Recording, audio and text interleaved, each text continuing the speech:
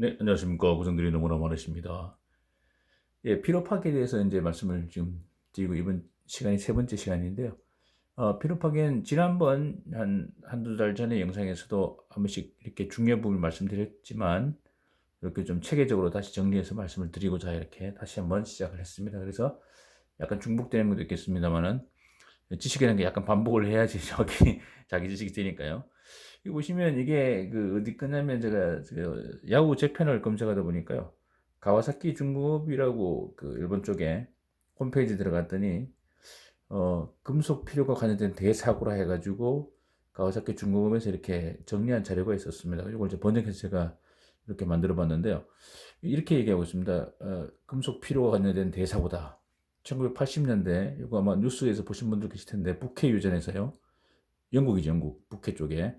석유 플랫폼이 전복 구조물 용접부 파손입니다. 용접부의 피로 시험도 점검도 수행하지 않았고 급격하게 전복되었기 때문에 212명 중 123명이 사망했다 이렇게 되어 있고요. 두 번째가 이제 1985년 여기 유명한 아주 그냥 대형 사고인데요. 일본 항공 1, 2, 3편 추락 압력 격벽에 파손해가지고 이게 비행기 뒤쪽에 비행기 꼬리 부분에 압력 격벽이 있는데요. 비행기가 이렇게 되어 있으면요. 날개 이렇게 달려 있으면 비행 그림인데 여기 뒤쪽에 이렇게 압력 격벽이 이렇게 조립되어 있습니다. 이게 리벳을 이렇게 하는데 리벳 쪽에 피로 파괴해서 터지면서 격벽이 터지면서 추락했습니다. 예, 터지면서 알루미늄으로 되어 있지 않습니까? 줄알루미늄으로요. 그게 격벽이 파손됐습니다. 그때 대형 사고 나왔습니다. 이 피로 파괴입니다. 유나이티드 항공 232 부식적 사고 엔진 팬 요거 가스터빈 팬에 이것도 압축기 쪽에 되겠죠. 압축기나 터빈 쪽에 팬. 부품을 제조한 직후부터 균열이 진행되었음에도 불구하고 검출되지 않았다. 그러니까 이게 피로 파괴라는 게 참 어려운 게 뭐냐면 검출이 잘 안 된다는 거죠. 쉽지 않다는 겁니다. 그래서 좀 신경을 써서 좀 기술력을 최대한 동원해서 할 수 있는 모든 비파괴 검사는 다 해주는 게 좋은데요. 얘도 큰 사고가 났었습니다. 그래서 여기 보시면 이런 거죠. 예를 들어서 전에 잠깐 말씀드렸는데 피로 파괴라는 게 이제 파괴가 되면요. 표면에 이렇게 균열이 시작됩니다. 이렇게 시작되는데요. 이게 폭이요. 처음에 시작할 때 이 폭이 마이크로 다닙니다. 마이크로. 폭이 1마이크로입니다. 1마이크로. 당연히 눈에도 안 보이죠. 눈에도 안 보이고 이게 비파겸서 잘 안 나옵니다. 이게 1마이크로면요. 자, 깊이가 1마이크로. 그러면 모르는 거죠. 그러다 계속 하는 거죠. 이렇게 반복해서 찍 가다가 나중에 더 이상 못 버티면 찌직 이렇게 나옵니다. 그 만약에 여기가 이제 절반 정도 나갔을 때 얘가 100mm다 만약에 10cm죠. 10cm.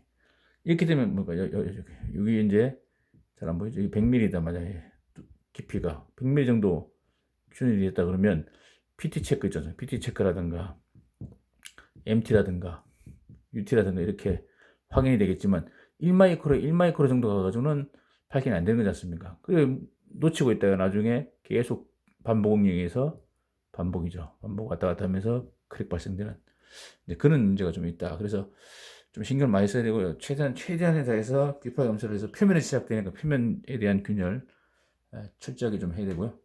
그 다음에 94년도 우리나라 한국 성수대교 붕괴 사고를 여기서도 이렇게 다뤘습니다. 강제 접속 및 핀 및 용접 부위 파손 검사 이에 용접 불량 확인에서 불구하고 방치됐다 이렇게 되어 있고요. 급격히 피로가 진전되고 말았다 이렇게 32명 사망. 98년도 독일 이체 고속열차에서 차량 바퀴가 파손됐습니다. 점검에 있어서 검사기준 초과한 차량 변형이 되었음에도 불구하고 문제없다고 판정돼 사망자 101명 최악의 대참사. 그 다음에 2002년도 중앙항공기 공중분해사 이것도 압력 격벽입니다. 승무원에서 희생됐고요. 그 다음에 일본의 그 엑스포랜드 그 청룡열차겠죠. 제트코스트 행전사고 옆으로 추락됐다는 건데 차량은 이것도 마찬가지 차량 파손. 청룡열차 아시죠? 승객 3명이 추락했다 이렇게 됐습니다. 자, 이렇게 그 금속 필요가 관련된 대사고가 있는데 그래서 우리가 100% 막을 수는 없지만 일반적으로 보통 어떤 반복 하중 운전 중에 있는 모든 설비가 파손되면 저는 말씀 파손의 약 80%가 피로 파괴다 이렇게 보통 얘기를 하고 있습니다. 그래서 피로 파괴만 우리가 막을 수만 있다면 예방할 수 있다면 엄청나게 많은 사고를 줄일 수 있다. 그래서 하여튼 철저하게 주기적으로 철저하게 뭐 검사할 때 못 나올 수도 있습니다. 발견하지 못하지만 또 그 주기에 따라서 검사물로서 주기를 하여튼 정확히 지키고 해서 반드시 이걸 검출할 수 있도록 최대한 노력해야지 100% 막을 수 없더라도요. 최대한 노력해서 게을리지 않고 비파 검사를 통해서 균열을 사전에 좀 파악할 수 있도록 최선을 다하고요. 그 다음에 위험한 피로에 약한 애들이 있다 그러면 미리미리 그런 것들을 염두에 두셔야 되는데, 전에도 한 말씀을 드린 적이 있는데 결국 조직적으로 따지면 오스트나이트가 좀 약합니다. 보통 SN 곡선 하중 있고 반복수지 않습니까? 이게 이런 커브가 있잖아요. 이 피로 파괴선인데 여기 피로 파괴선이죠. 여기 피로 파괴선. 파괴선으로 보시면 되고요. 얘를 만나면 피로 파괴되는 거죠. 하중에 따라서 남바 하나 둘 셋 넷 반복수에 따라서 만나면 피로 파괴입니다. 이게 피로 강도죠. 피로 강도선. 강도선입니다. 강도. 그러니까 얘는 그러니까 요 하중 S1 만약 S1이다. S1 또는 S2다. S2의 하중으로 좀 큰 하중으로 계속 반복을 받으면 하나 둘 셋 넷 번 얘를 만나면 파괴되는 거잖아요. 근데 S1 하중이 뭐냐? 계속 가도 얘를 안 만나죠. 그래서 이렇게 보통 표시하죠. 피로는 절대 일어나지 않는다 이런 얘기잖아요. 그래서 피로 강도선이 있습니다. 그래서 피로 강도선 밑으로 설계를 해야 됩니다. 그 피로 강도선 이건 보통 요걸 얼마냐? 이게 그 재료 인장 강도의 3분의 1 이하 하중, 3분의 1 이하 하중. 이게 독일 쪽에서 말하는 얘기고요. 요즘 일본 쪽에서 나온 것은 2분의 1만 해도 된다. 하중 이렇게 하면 설계로 하면 충분하다 이렇게 얘기를 하고 있는데요. 그러니까 인장강도보다 3분의 1 내지 2분의 1 이하의 하중으로 갈 수 있도록 설계를 하는 거죠. 만약에 펌프를 만들면 펌프 자체, 본체, 자중하고 그 다음에 여기 이제 임펠러가 달려있을 거 아닙니까? 임펠러 무게하고 이런 것들 회전할 때 이 축의 인장 강도하고 이 하중하고 이 하중이 가해지는 힘이 축 인장 강도의 3분의 1 이하만 되면은 절대 피로 파괴 일어나지 않는다. 이렇게 설계를 하게 돼 있습니다. 하게 되는데 근데 피로 파괴 일어나지 않습니까? 왜냐하면 운전 중에 환경이 바뀝니다. 진동이 높다든가 부식이 생긴다든가 부식에 있어서 표면이 약해진다든가 뭐 등등 그런 게 있겠죠. 이제 그런 면이 있고요.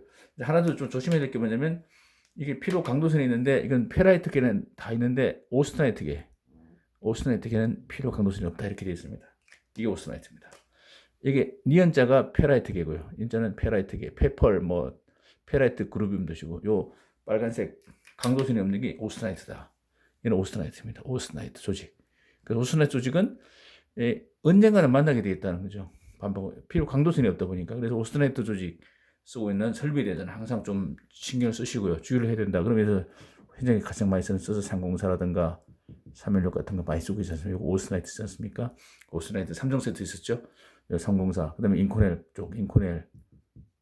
이런 걸 두 가지 현장에 가장 많이 쓰시고, 10% 망간 이상짜리 쓰시고, 망간.